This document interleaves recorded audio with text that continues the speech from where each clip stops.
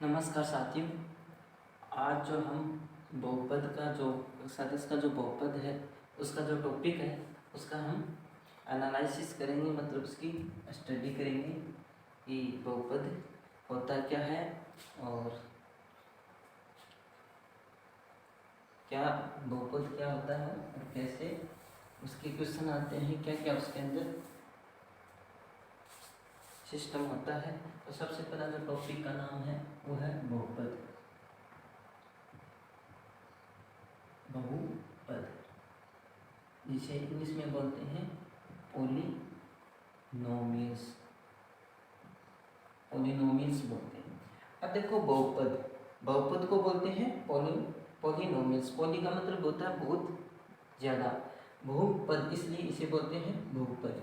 अब देखो बहुपद एक्चुअल में होता है क्या है। बहुपद क्या होता है, मैं आपको पहले बहुपद के बारे में बताता हूँ कि बहुपद होता क्या है। बहुपद या पॉलिनोमियल्स। देखो बहुपद क्या होता है, जिसमें क्या होते हैं कोई भी जैसे इसका बहुपद है उसमें क्या होते हैं, जिसमें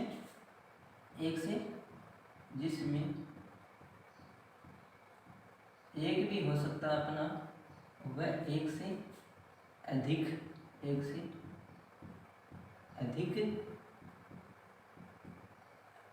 पद होते हैं उसे हम बहुपद कहते हैं।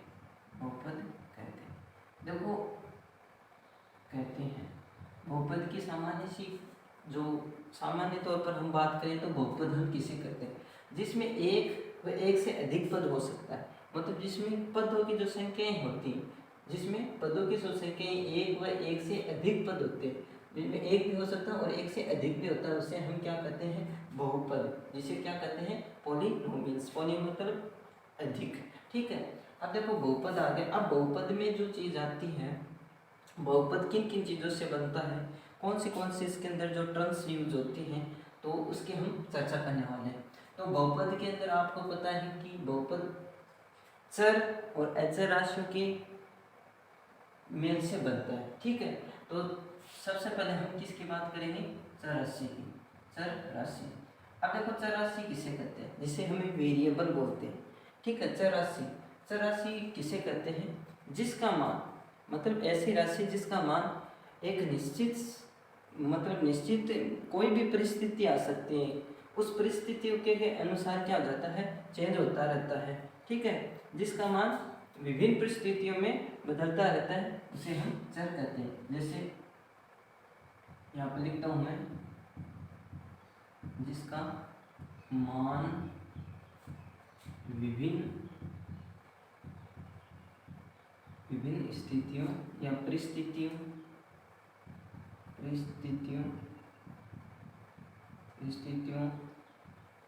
में बदलता रहता है,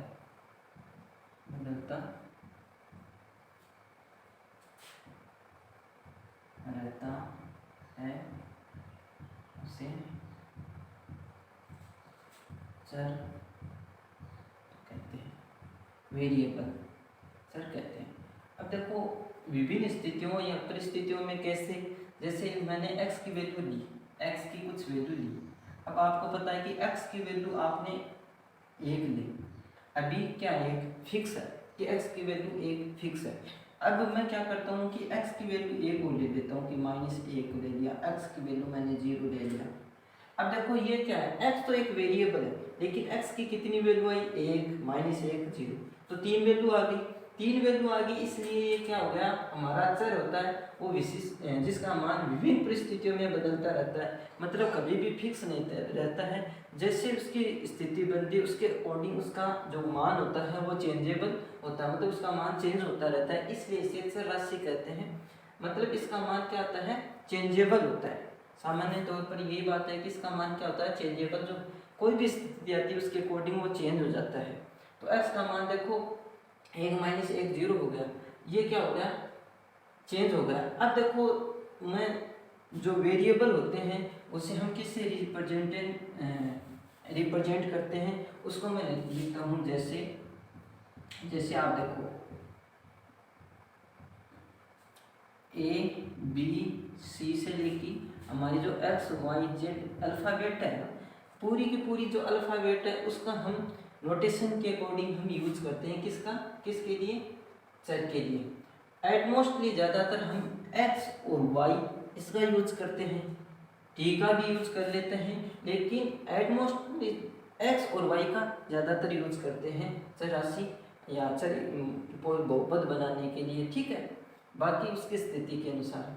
ठीक है, अब देखो ये हो गया हमारी चर। अब मैं बात करता हूँ अचर। किसकी, अचर राशि। अचर राशि क्या होती है उसकी हम बात करेंगे। अचर राशि किसे कहते हैं, अचर जिसे हम इंग्लिश में बोलते हैं कांस्टेंट। ठीक है, कांस्टेंट अचर। अचर मतलब जिसका मान किसी भी स्थिति देख लो आप, उसका मान क्या रहता है, फिक्स रहता है।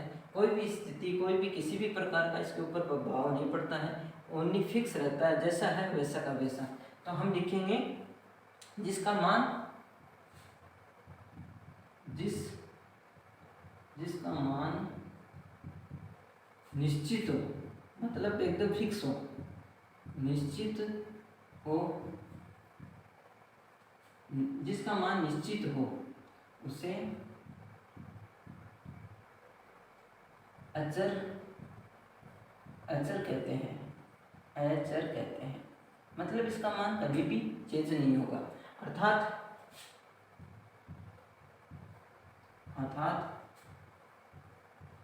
किसी भी परिस्थिति में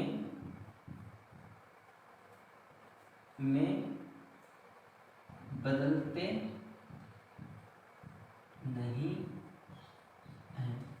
अब देखो ये मैंने ये क्यों लिखा है कि किसी भी परिस्थिति आ जाए इसके सामने, कोई भी परिस्थिति आ जाए, कोई भी इसके सामने क्या आ जाए, कोई भी स्थिति या कोई भी परिस्थिति आ जाए, उसके अकॉर्डिंग इसका मान कभी भी चेंज नहीं होगा, जो है वो का वो रहेगा। जैसे अब एचआर मतलब कांस्टेंट, एकदम कांस्टेंट लीनियर। ठीक है,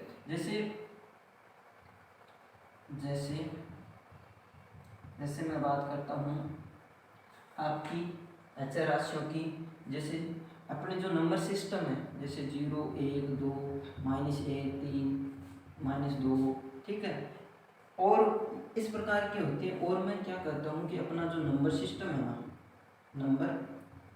नंबर सिस्टम है ना, वो पूरा का पूरा इसके अंदर आता है, पूरा का पूरा नंबर सिस्टम। क्योंकि उसके जो नंबर सिस्टम आ रहे होते हैं वो फिक्स होते हैं, और फिक्स होते हैं वो किसी भी मतलब स्थिति में चेंज नहीं होते। वो एक बार डाटा बन गए तो वो बन गए, अगर 6 बन गए तो 6 ही होगा, उसका कोई चेंजमेंट नहीं होगा। और वेरिएबल होते हैं, जो चर होते हैं, उसमें क्या होता है, एक्स वाई होता है, फिर वो अपने आप एक वैल्यू लेके आता है, अलग अलग वैल्यू लेके आता है। इसे एक्स वाई से डिनोट करते हैं, मतलब अल्फ़ाबेट से इसे हम एक नंबर सिस्टम के थ्रू आप क्या करते हैं, डिनोट करते हैं, इसलिए इसे क्या बोलते हैं, अचर राशि।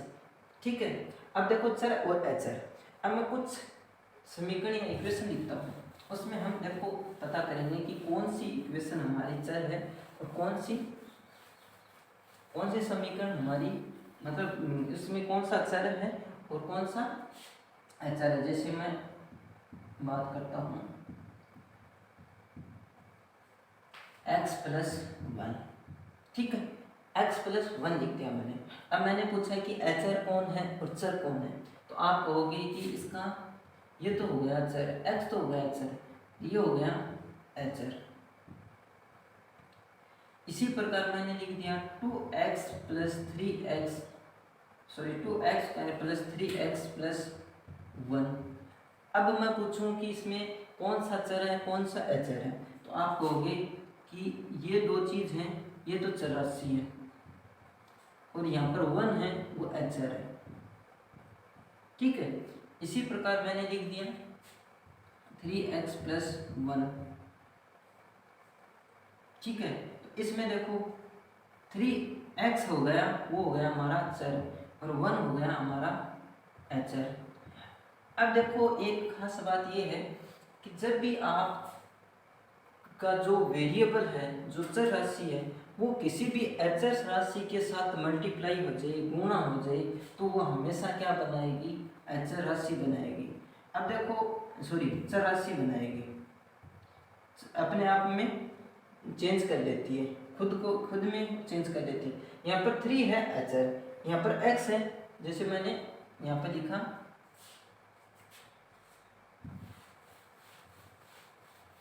जैसे मैंने यहाँ पर 3x लिख दिया, 3x। अब इसमें भी देखो हमारे चर अचर है, चर ये तो हमारा क्या है, अचर, और ये क्या है, चर।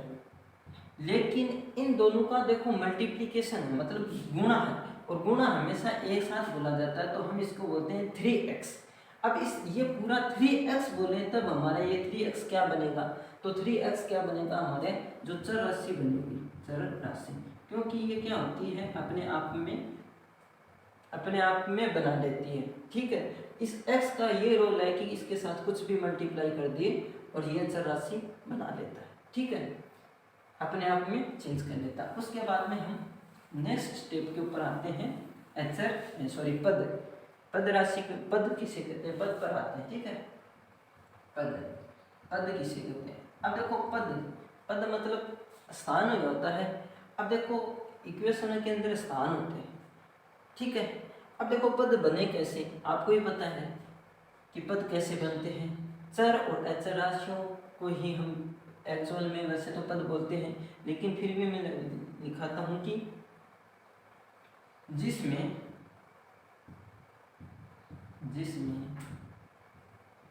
चर व अचर, जिसमें क्या हो, एक तो चर हो और एक अचर की कुल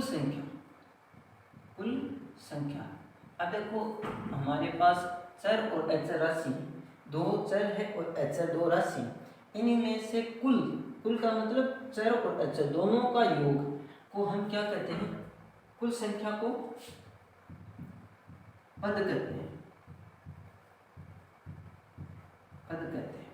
अब समझाऊं कि पद किसे कहते हैं। ठीक है, इसमें चर भी अचर भी कुछ संख्या आ गई, इसे हम पद कहते हैं।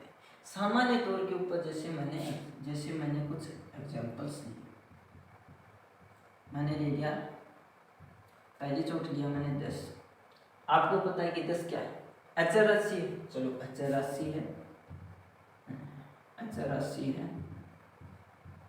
पद कितने हुए, ठीक है, पद कितने हुए, पद हुए हमारे यहाँ पर मैं लिखता हूँ पद हो गए 1। 10 लिया मैंने, अचर राशि है, पद हो गए 1। इसी प्रकार मैंने लिया x क्या है, चर राशि है, चर राशि लिख दिया मैंने। पद कितने हैं, एक पद लिख दिया।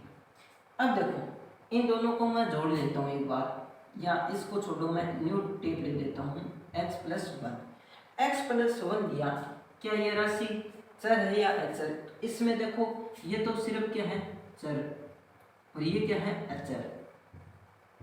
ठीक है, पद कितने हुए, पद कितने हुए, मैंने कहा क्या, अचर और चर की जो कुल संख्याएं होती हैं उसे हम क्या कहते हैं, पद।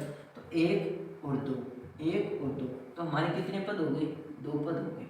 इसी प्रकार मैं कुछ और एग्जाम्पल के थ्रू आपको पद के बारे में समझा देता हूँ कि पद और कितने होते हैं। जैसे मैंने यहाँ पर लिख दिया 3x² + 2x+1, इसमें कितने पद है, आप कहोगे सब 1, 2 और 3, इसमें टोटल कितने हो गए, टोटल कितने पद हो गए, 3 हो गए। इसी प्रकार मैं इसमें और क्या लिखता हूँ, 3x³ + 2x + 6x, ठीक है। उसके बाद में मैं लिखता हूँ 2x + 6x + 1, ये लिख लिया। अब आप बताओगे कि इसके अंदर कितने पद हो गए, तो मैं कहूँगा कि इसके अंदर देखो ये तो पावर 3 है, ये पावर 1 है, ये पावर 1 है, घातांक नियम से ये चीज़ क्या हो जाती है, जुड़ जाती है। x3 + ये हो जाएगा 6 7 8x + 1। अब मैं यहाँ से डिस्कस करूँगा कि कितने पद बनेंगे, तो 1 पद, 2 पद और 3 पद, मतलब 1 पद, 2 पद और 3 पद। तो मेरे पास यहाँ पर टोटल पद कितने बने, 3 बन गए। इस प्रकार हम पदों की संख्या की चर्चा करेंगे जिसमें चर और अचर राशियों का योग होता है, मतलब कुछ संख्याएं होती हैं उसे हम चर व अचर राशि कहते हैं। उसके बाद में क्या आती है हमारे सामने बीजीय व्यंजक। बीजीय व्यंजक कौन से होते हैं, सबसे पहले तो हमें ये पता होना चाहिए। बीजीय व्यंजक, बीजीय संक्रिया बोलते हैं, ऑपरेशन बोलते हैं जिन्हें। बीजीय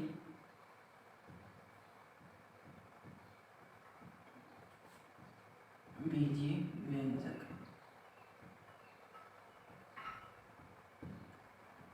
बीजीय व्यंजक। अब देखो बीजीय व्यंजक नाम आ गया बीजीय व्यंजक, जिसे अलजेब्राइक एक्सपेंशन बोलते हैं, ठीक है।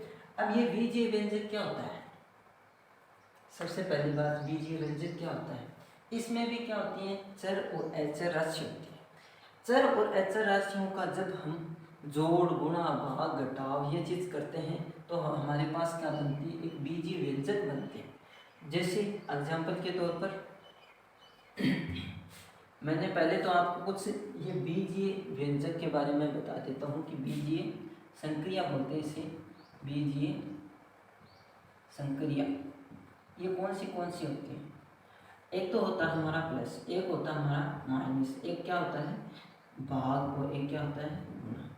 अब देखो इसे बोलते हैं जोड़, ठीक है, और इसे क्या बोलते हैं घटाव,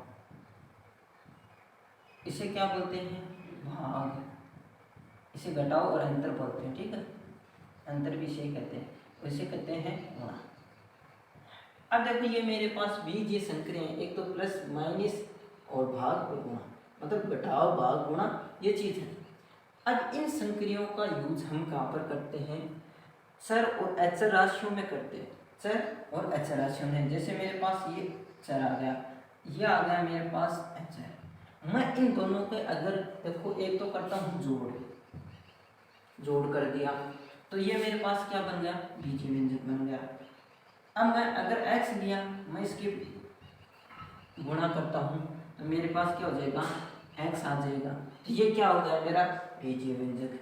मैं x भाग करता हूँ 1, इसको मैं x बटा 1 लिख सकता हूँ, वापिस x बना, क्या बन गया मेरा, क्या बना बीजीय व्यंजक बन गया। मैं x माइनस 1 करता हूँ तो x माइनस 1 लिखा जाता है, जो एक क्या होते हैं बीजीय व्यंजक होते हैं। अब ये चीज़ आपको समझ में आ गई। अब मैं डेफिनेशन लिखाता हूँ कि बीजीय व्यंजक होते क्या है। कुछ निश्चित चर तथा अचर राशियों, कुछ निश्चित मतलब एक फाइनाइट होने चाहिए, ऐसे नहीं कि बहुत सारे चर ले लिए जिसका कोई अंत नहीं हो, कोई निश्चित चर और अचर राशि लेनी होंगी हमें। कुछ निश्चित चर व अचर, चर व अचर राशियों के योग, एक तो होता आपका योग जिसे बोलते हैं जोड़, एक होता आपका घटाव जिसे बोलते हैं अंतर, माइनस, एक होता आपका गुणा तथा भाग, ठीक है। ये 4 संख्या आ गई, योग घटाव गुणा तथा भाग, ठीक है, के संख्या से। अब देखो इसके के भाग के संख्या से बने पद को, क्या बने पद को क्या कहते हैं हम बीजीय व्यंजक कहते हैं। बीजीय व्यंजक किसे कहते हैं, ये चीज आ गई, ठीक है। बीजीय व्यंजक कुछ निश्चित चर व अचर राशियों के योग घटाव गुणा भाग के संख्या से बने पद को बीजीय व्यंजक कहते हैं। अब देखो यहाँ पर भी क्या बन रहे हैं, पद बन रहे हैं, कैसे, एग्जाम्पल के तौर पर जैसे मैं लिखता हूँ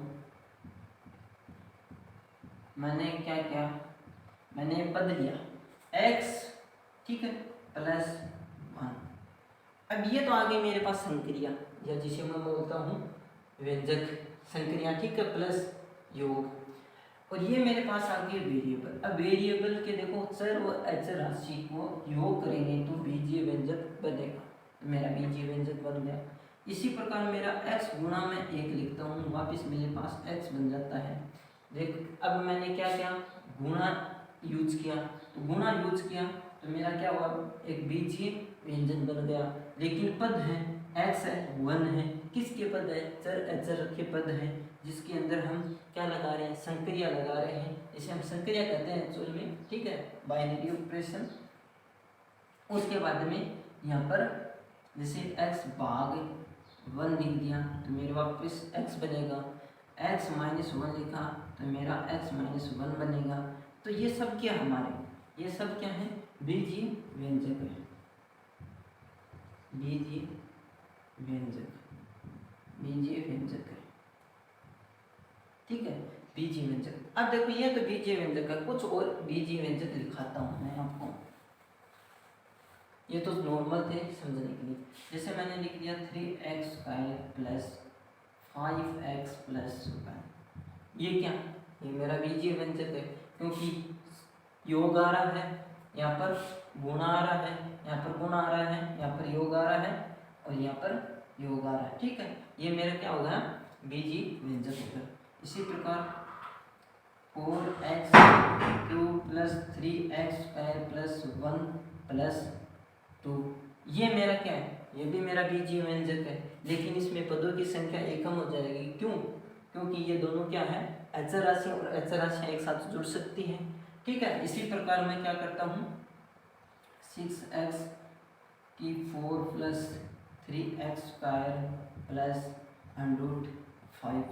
अब देखो ये क्या है, ये भी मेरी बीजीय संक्रिया है, सॉरी बीजीय व्यंजक है।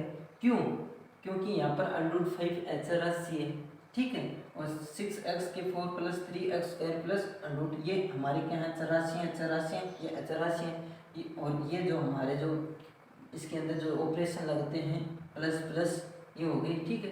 अब मैं यहाँ पर लिखता हूँ √2x³ प्लस 6x प्लस 5, ये क्या है, ये भी मेरी बीजीय व्यंजक है।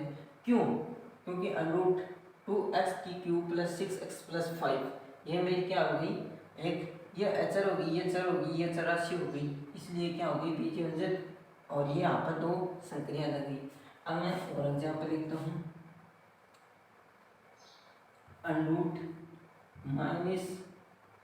√-4, ठीक है, √-4 x⁴, ठीक है, प्लस 3x² प्लस 5, ये मेरी क्या है, ये भी मेरी बीजीय संक्रिया है।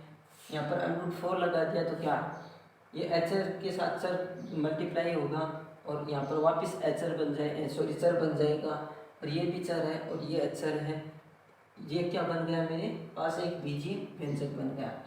अब देखो और लिख देता हूँ मैं, √-4x, ठीक है, प्लस 3x² प्लस 6, ये भी मेरे पास क्या है, बीजीय व्यंजक है, ठीक है।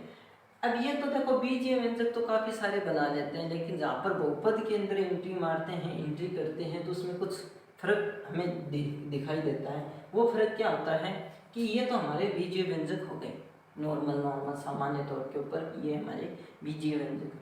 अब मैं इस बीजीय में एक नोट लिखाता हूँ आपको, बाकी बहुपद को हम कल पढ़ेंगे, ठीक है। इसलिए आज तक यहीं इस चीज़ को हम ख़त्म करते हैं, क्योंकि और जो चीज़ है वो कल की क्लास में करेंगे, ताकि हमारा कॉन्सेप्ट और स्ट्रॉन्ग हो जाए। अभी फर्स्ट क्लास है इसलिए इतना ही, क्योंकि इसमें थोड़ी थ्योरेटिकल पोर्शन है,